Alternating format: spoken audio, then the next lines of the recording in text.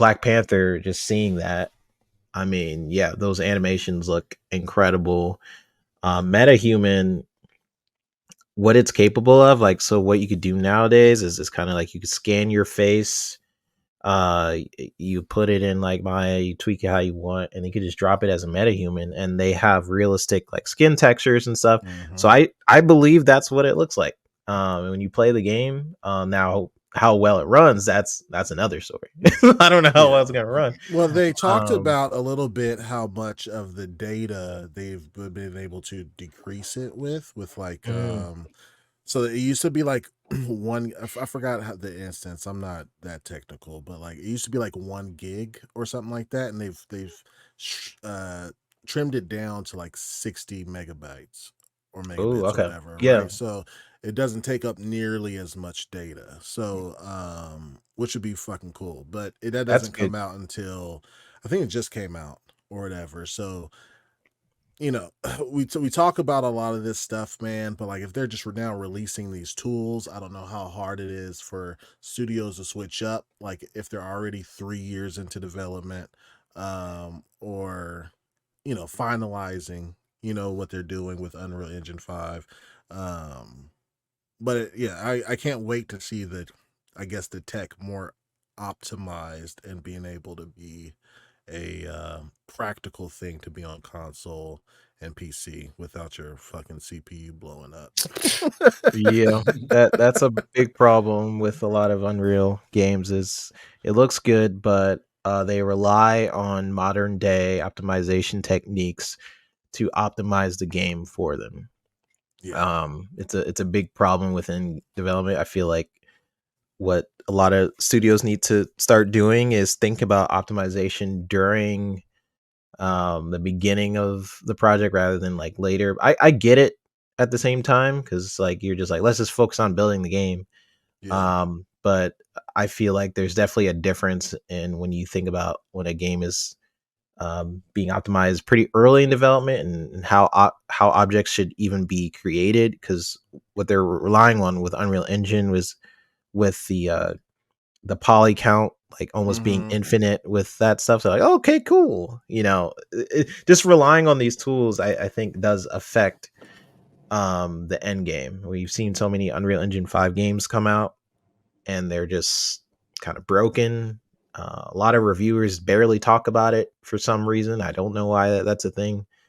You just play, you're like, what the heck? No review talked about how broken this game is, because Jedi Survivor, bro. Jedi Survivor and stuff like Yeah. that. Yeah. So I mean, it is what it is. I think and what you, to your question, like Black Viking, like how long will it take for these developers to use the tools? I hope immediately, but um it's, I guess we'll see. A lot of those tools, I mean, it interested me in trying different stuff to put it into my own pipeline and make things easier, because it's one thing to render something on like Maya or something, but to do things in real time, like I was seeing, that's the Yeah. best thing ever. So, So when they cool. and Rand, you could pop in too, like if you know the answer to this. So whenever they're talking about, because I'm stupid, right? So am I. Somebody's going to clip that. I'm stupid. I'm done, right? So whenever somebody's talking about this is done in real time, no smoke and mirrors, that's done. How does that translate to me, like from porting that from in-engine to your Series X or your PlayStation 5 or your PC? Like what things do they have to do in order for how it shows up on in-engine for it to show up that same way on your console? I don't know. I would love to have somebody explain that to me, because I'm not the tech guy. I'm not the engine guy. When people come to me and be like, "Hey, what are the specs of the PS5 Pro? What does that mean?" I'm like, "I don't know." Yeah. Or like, what's the difference between the, like what you just said about this being in game, and what's the differences between being like in engine versus in game, and what does it take to do to move from in engine to in game? Like, I don't know. I'm not a developer. I have no clue. I would just be guessing just like anybody else, and it'd probably be wrong too. And then some developer would be listening to this and being like, "Oh man, they're so stupid," you know. Oh my god. So yeah, I have no clue. I don't want to give an answer because I just don't know. What about you, 3-bit? Well, just speaking from my job, I don't optimize it. I just create the stuff and hope my team is good enough to optimize it. Okay. Like I animate the stuff. I'm like, all right, you guys good? All right, bye. You know, Yeah, to give credit to the people who are like really in depth with like figuring out how to make a game like playable, because you can make games look good in Unreal Engine 5 very easily. It's a very good engine, but to make it playable means you are whatever the character is seeing, you're taking away assets behind you. There's a lot that kind of goes into that part. So and like sometimes doesn't the really one work. like the one thing they were showcasing was like, you know, the little triangles on the floor and layering the dirt and all that shit, right? And talking about like footprints and tire tracks can leave marks and whatever. And it was really high fidelity. But I don't think that's just going to translate to in like not how that looked to in game. That's like 20 years away, in my opinion. It seems like now maybe like with in engine cutscenes, right? Like how they showed. That's something that they're able to do. But like as a gamer, like yeah, you can make the cutscene look very pretty, but what's it going to look like while I'm playing the game? Well, I feel like that's what they were trying to showcase actually there. That's why they pulled back and showed the IDE that it was actually running in, instead of like just showing like a pre-baked rendering of the cutscenes and stuff. And that's why they had you with the camera going through, but you know, in and out of the scenes and things of that nature, and them turning on the light and seeing how it can, you know, it goes through the smoke dynamically and stuff like that, and how they're able to fast forward and come back through time. So they wanted to show you that, hey, this is just not a pre-render that we have. We can showcase these things in front of you right now because this is the technology that we have. I feel like we're getting closer to having like tracks on the ground, because with snow effects in games, they're doing a good job of leaving like snow tracks and like leaving snow trails. And I agree with that. Would take a lot of data that used to like kind of be a difficult thing to do. So they're creating systems that make it so it doesn't take as much memory and And they do talk a lot about the efficiency, you know, and what you were seeing with the snow and the layers, all, you know, with nanite and the light going through the smoke is, you know, they were trying to showcase lumen and how, you know, it can do lighting way different, because we all saw how the lighting was done in Unreal Engine 4 for Final Fantasy, you know. One thing that stuck out to me specifically was the lighting that's on like the characters' faces that's supposed to be shining through their hair. You know, it's very blocky. It's not very dynamic. It's you know, you can tell that it's struggling to show those shadows. So I'm excited, man. Yeah, and I wish I could say like, because there's an optimistic side of me that like has seen what Unreal Engine 5 can do. I use Unreal Engine 5. There's that optimistic side. I'm like, this engine is amazing. It could do a lot. The other side of me is just like, well, dang, we haven't seen it used in real world, like like we haven't seen that's where I'm it to that degree. That's what's kind of holding me back, because I know what the engine's capable of. I think it's super powerful. I think there's a lot of cool tech within the Unreal Engine. It's just when I think about real world examples. You're about to get it. Yeah. Go ahead. Well, gentlemen, no. I was just gonna say, engine is Black Myth Wukong in? That's Unreal Engine 4. Is it 4? Or I think they moved it to 5. So because even the snow, like you walking through the snow and the particle effects and all that stuff, it looks really good, man. So yeah.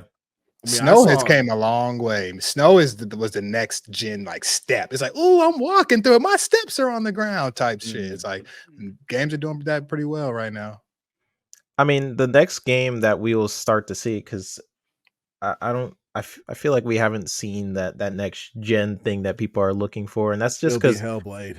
It'll be GTA. That's what I thought. GTA. because features are next gen. Like, I don't think a lot of people realize, like, features itself can be next gen. Like what an AI does, like throughout the day. Like if you could follow AI and goes, like, yes, that was done in Skyrim and stuff like that. But like features itself can be next gen. What how you push reality and not just graphics, but making things more realistic in other ways is next gen to me as well.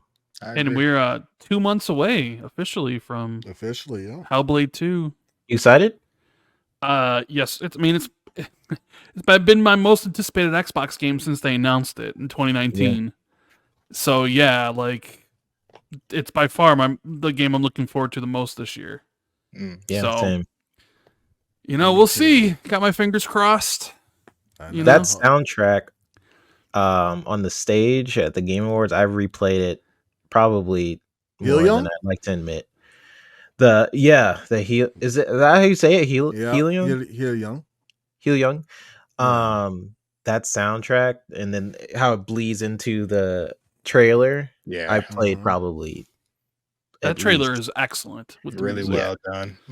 Love I've that. had many parties in Norway playing Hill Young, and it was dope by the fire. For real, that's my shit, bro. I've had many a party. That shit clean, bro. I love it. It's good. Yeah. Shit. Oh yeah, go ahead. You can go ahead, Nova. My fault. Oh, no, you're good. I had kind of cut off 3-bit. My bad, brother. But I don't remember what I was talking about. Every time. But no, man. You just pretty much as far as like the showcase, it was super dope, man. The renders at the beginning, like that they had several different like things on there. They had Love, Death, and robots. I saw on there real quick, man. Love them. Love that. The show is great, man. Yeah. So yeah, those references were good. Obviously, Marvel 1943 looked amazing. Sorry. I would love to play that game as soon as possible, man. So next year I'm gonna definitely pick that one up. The update to the metahumans in the UEFN, which is the Fortnite thing, because I also had that same thing as you, Skell. I was like, oh man, they're gonna be building all these things for these people. They're gonna all look like Fortnite characters, and that's gonna be that. So it was really impressive to see them take the Fortnite character and bring them to a totally different environment and then show what's possible in that environment. So that's a really big showcase for Epic themselves to show everybody, hey, like this is what we can do. Yeah, they shut me up with that. I'm not gonna lie. Yeah. They said, "Oh, you think it's gonna look like Fortnite? Nah, let's teleport, have them in this Starfield type shit." I was like, "Dang!" And when they went in the first person, I was like, "I can't tell. This is not Fortnite. Like, I can't tell what game this is." And that's all I wanted. That's shout out to Fortnite, shout out to Epic. That's all I wanted. I don't want to feel like I'm playing Fortnite. And even when he pressed like the pause menu, I seen like a little menu. I was like, "That's Fortnite, though." I see that little Fortnite menu up there. All right. Yeah. But yeah, I agree with you. Yeah, but they was coming with it on this one, man. So they even spoke about how they wanted to blur the lines between cinematics and games, which is something that we kind of touched on the Tuesday episode when we were talking about Nobuo Uematsu with the music being cinematic as well. Like Mortal Kombat looked pretty close. If I were to pick one game this year that the cinematics really matched, Mortal Kombat was a beautiful looking game. Absolutely, like those cinematics were pretty incredible. And the way that they come out of the cinematics and put you right into the fight immediately is very impressive too, man. Yeah, except on Switch. Yeah, it is what it is. Yeah, it is what it is. But no, it was a perfect showcase for them to go ahead and show like, hey, this is what we can do for all of y'all. They showcased the stuff that they did for Disney. They showcased the Star Wars game, and I was like, I'm not really too impressed by that. But ultimately, at the end, they showed that it was supposed to come out for iOS, Android, and Switch and stuff. So it made sense of why it had like low graphic fidelity and stuff like that.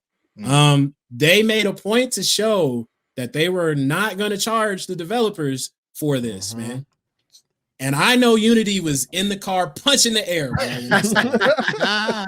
Yes. I know it, bro. Because, the cut is crazy. But Epic did just win, kind of win that thing where they can put their own purchase the ability on the iOS and Android store.